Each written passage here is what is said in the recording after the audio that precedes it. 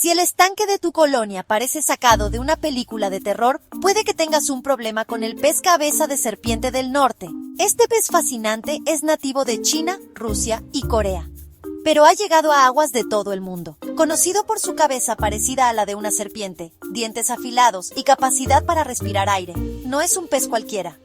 Incluso pueden sobrevivir en tierra por periodos cortos. Eso sí que es un sobreviviente.